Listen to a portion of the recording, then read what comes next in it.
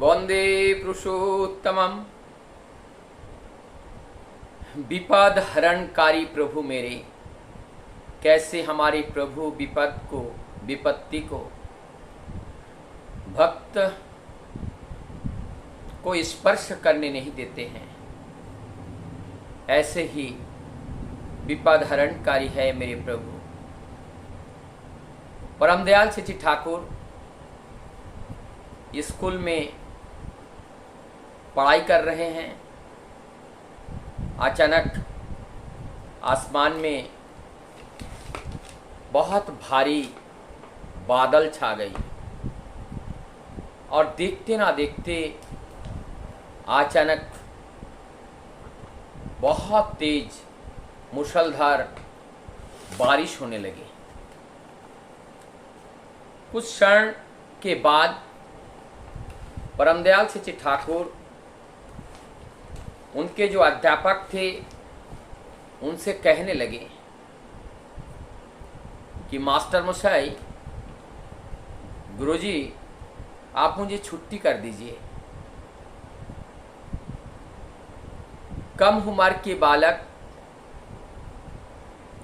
अब घर स्कूल से कुछ दूर, बारिश बहुत तेज, आंधी साथ में चल रही है। किस तरह अध्यापक छात्रों को जाने की अनुमति दे दे? उनके बोधगम्य से ये बाहर था। तब उन्होंने कहा कि अभी इस समय इतनी तेज बारिश, आंधी चल रही है, अभी मैं आपको जाने की अनुमति नहीं दे सकता हूँ। बारिश थोड़ा रुक जाए तब आप जाना। थोड़ी देर तक ठाकुर अनुकूल चंद्र रुकते हैं, लेकिन उनका मन बड़ा विचलित हो उठता है। पता नहीं उनके मन में कोई भक्त का पुकार उनको पीड़ा दे रही है। थोड़ी देर बाद विचलित होकर फिर सर जी के पास जाते हैं, अपने गुरु जी के पास जाते हैं। जाकर के फिर कहते हैं मुझे जाना है। सर जी पूछते हैं अनुकूल क्या काम है बताओ ना। वो बताते हैं कुछ हमारा काम है। लेकिन अध्यापक लोग ठाकुर अनुकूल से अत्यधिक प्रेम करते थे। मूल कारण था कभी भी झूठ नहीं बोलते थे,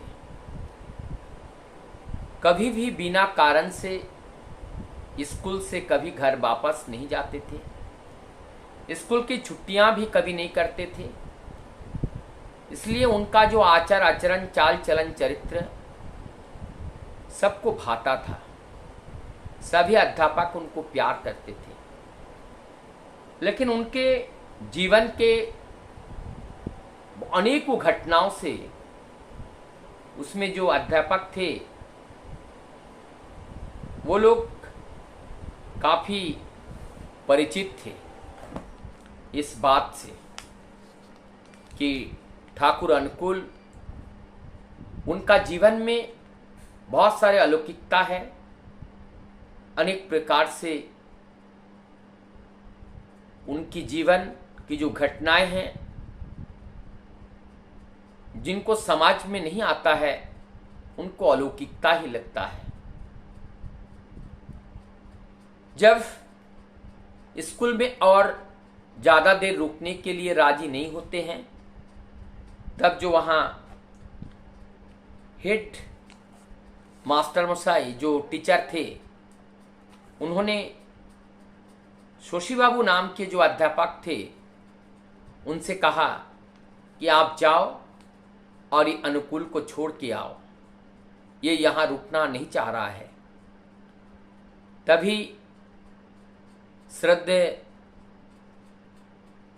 जो शशि बाबू हैं अध्यापक, वो ठाकुर अनुकूल चंद्र जी को लेकर के घर के लिए रवाना हो जाते हैं।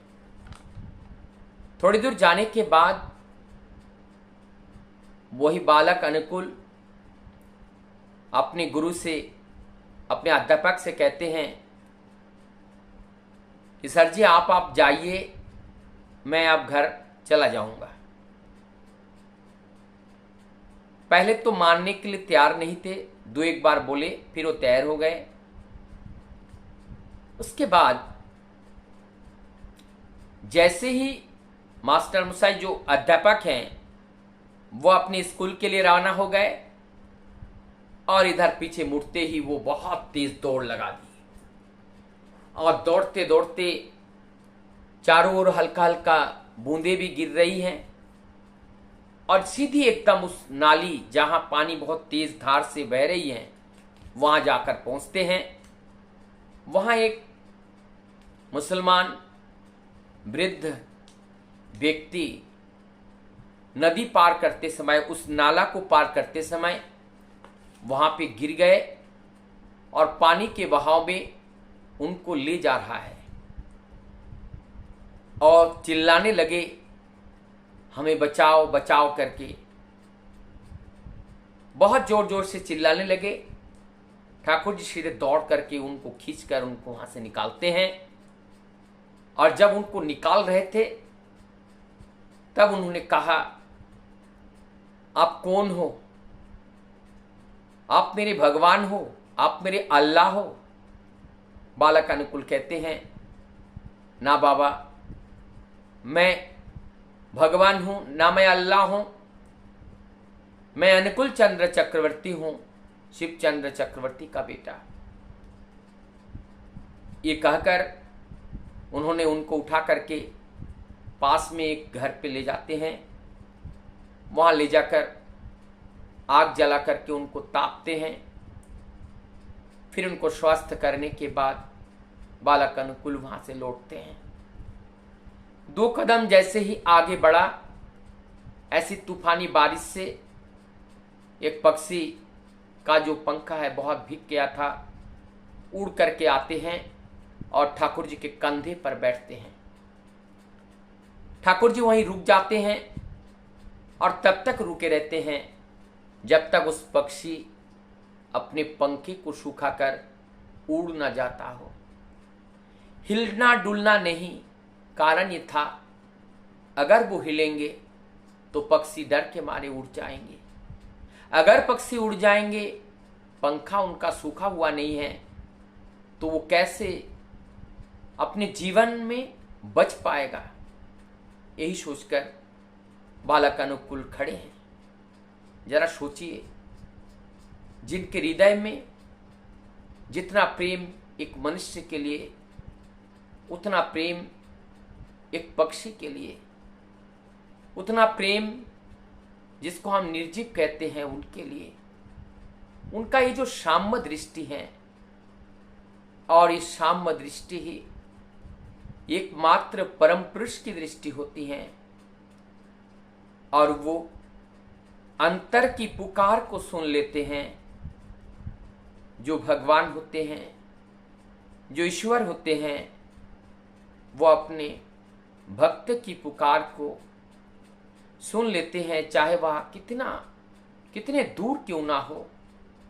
आज ठीक बालक अनुकूल स्कूल में पढ़ते पढ़ते इस वृद्ध मुसलमान भाई का आवाज उन्होंने सुन लिया, इनका फिर उनको प्राण बचाया, एक पक्षी का भी प्राण बचाई। ऐसे ही प्रभु हमारे निरंतर सबको प्राण बचाने के लिए ही लगे रहते हैं। ये घटना मुझे याद आ रही है, भगवान बुद्ध के जीवन में भी हम ऐसे घटना देखने को मिलते हैं। एक बार एक पक्षी, बड़ा पक्षी, बाज पक्षी, एक छोटा सा पक्षी को पकड़ करके चोंच में पकड़ कर लाते हैं पेड़ के नीचे उनको खाने के लिए, खा ही जाएगा। भगवान बुद्ध ने देखा इस बाज पक्षी के मुंह से कैसे इस छोटी सी चिड़िया को बचाऊं। उन्होंने चाकू से अपने शरीर थाई में से मीट मांस काटा और एक टुकड़ा उस पक्षी के मुंह के सामने डाल दिए। पक्षी ने उस मांस के टुकड़ा को लेकर उस छोटा सा बच्चा को छोड़ दिया। यही होते हैं भगवान, यही होते हैं प्रेमी, यही होते हैं दयालु। आज वो अनुकूल के रूप में धरा पे आए हैं। उनको जानना, उनको समझना हम सब का कर्तव्य है।